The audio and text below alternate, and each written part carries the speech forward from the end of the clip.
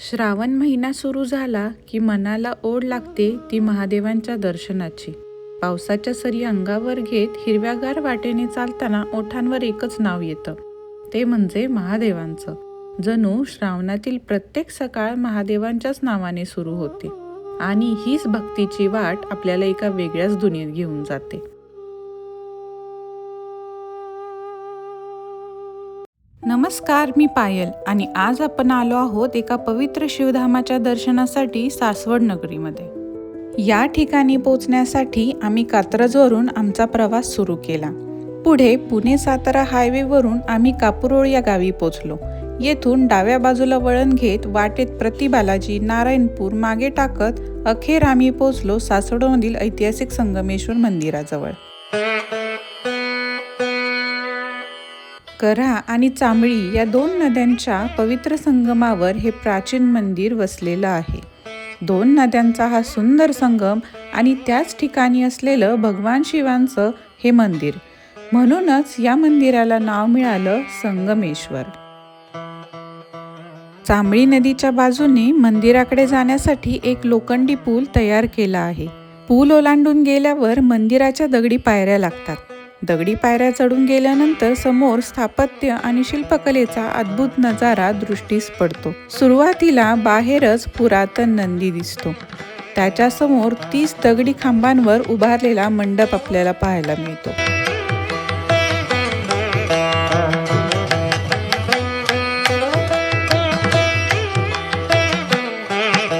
मंदिराच्या मंडपात विराजमान असलेले हे भव्य नंदी महाराज आपले लक्ष वेधून घेतात.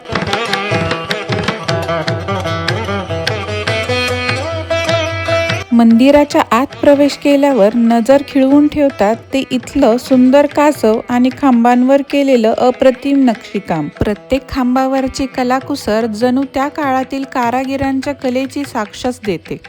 हे बारकावे पाहताना मंदिराचं प्राचीन सौंदर्य आणखीनच खुलून दिसतं.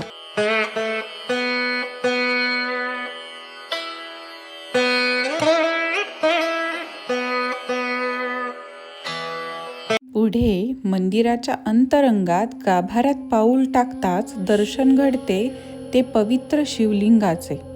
मंद प्रकाश, गाभाऱ्यातील शांतता आणि शिवलिंगाभोवतीचं भक्तिमय वातावरण मनाला अक्षरशः मंत्रमुग्ध करून जातं. या क्षणी जाणवतं इतिहास, श्रद्धा आणि अध्यात्म यांचा सुंदर संगम म्हणजेच संगमेश्वर.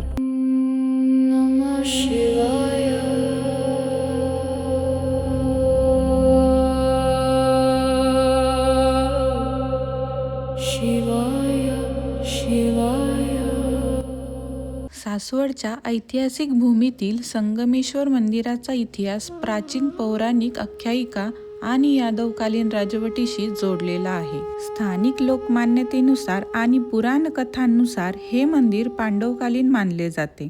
महाभारतातील अज्ञातवासाच्या काळात पांडवांनी जेजुरीजवळील पांडेश्वर भागात वास्तव्य केले होते. आपले वडील राजा पंडू यांच्या श्राद्धासाठी पांडवांना पवित्र पाण्याची आवश्यकता होती. श्रीकृष्णाच्या सांगण्यावरून भीमाने पश्चिमेकडील डोंगरावरून तपश्चर्या करणाऱ्या ब्रह्मदेवाकडून 108 पवित्र नद्यांचे तीर्थ असलेला कमंडलू आणण्याचा प्रयत्न केला. त्या प्रसंगानंतर येथे कऱ्हा आणि चांबळी नद्यांचा संगम झाला आणि शिवांचे हे पवित्र स्थान निर्माण झाले. पुढे 10व्या ते 13व्या शतकामध्ये आज आपण पाहत असलेले मूळ दगडी मंदिर यादव वंशाच्या राजवटीत अंदाजे 700 ते 800 वर्षांपूर्वी बांधले गेले. यादव काळात महाराष्ट्रात अनेक भक्कम दगडी आणि हेमाडपंथी मंदिराची निर्मिती झाली. त्यांपैकीच हे एक प्रमुख मंदिर आहे.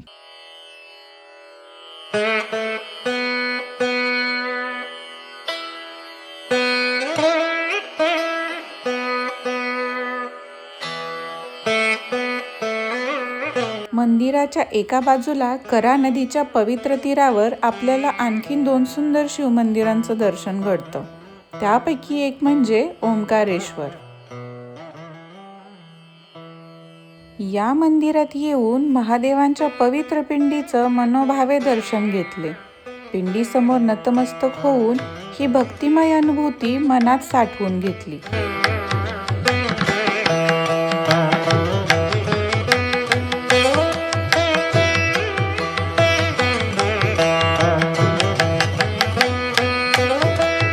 याच नदीच्या तीरावरचं आणखीन एक शिव मंदिर म्हणजे खडकेश्वर मंदिर. मात्र यावेळी नदीपात्रात पाण्याची पातळी वाढलेली असल्यामुळे येथील पिंड पाण्याखाली गेली होती. त्यामुळे प्रत्यक्ष पिंडीचं दर्शन घेता आलं नाही.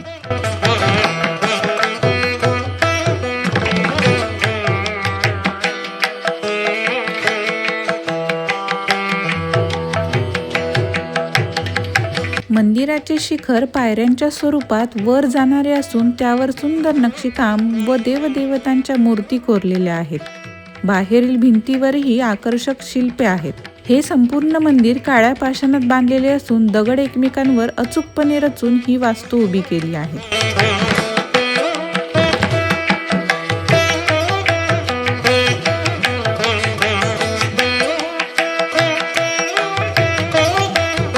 परिसरामध्ये फिरत असताना अचानक या झाडावर नजर गेली. इतकी कवटाची फळं लागली होती की पाहतानाच तोंडाला पाणी सुटलं.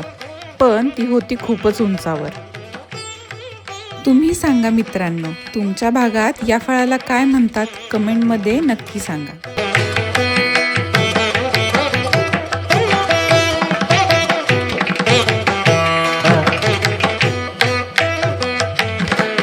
इथून नदीपात्रात उतरण्यासाठी पायरी मार्ग केलेले आपल्याला दिसतात.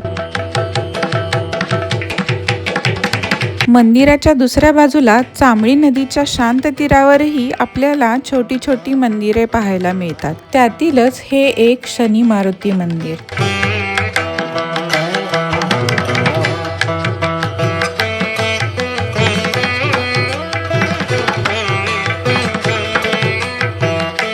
याच मंदिराच्या मागच्या बाजूला भव्य नंदी महाराजांसमोर महादेवांचं आणखीन एक मंदिर आपल्याला पाहायला मिळते.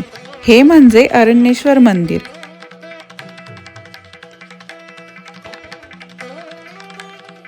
या पवित्र संगमेश्वराच्या चरणी येऊन मनाला मिळतो तो एक वेगळा समाधानाचा अनुभव. महादेवांच्या भक्तीत काही क्षण हरवून आजच्या या सुंदर प्रवासाला इथेच पूर्णविराम देऊया. तुम्हीही सासवडच्या या प्राचीन संगमेश्वर मंदिराला नक्की भेट द्या. महादेवांची ही भक्तिमय अनुभूती तुम्हाला आवडली असेल तर व्हिडिओला एक लाईक करा. ही सुंदर जागा तुमच्या मित्रपरिवारापर्यंत शेअर करा आणि अशाच सुंदर भक्तिमय ठिकाणांच्या सफरीसाठी पायल निंबाळकर या यूट्यूब चॅनेलला सबस्क्राईब नक्की करा. तोपर्यंत फिरत रहा, आनंदी रहा आणि प्रत्येक प्रवासात आनंदाचे हे क्षण वेचत रहा.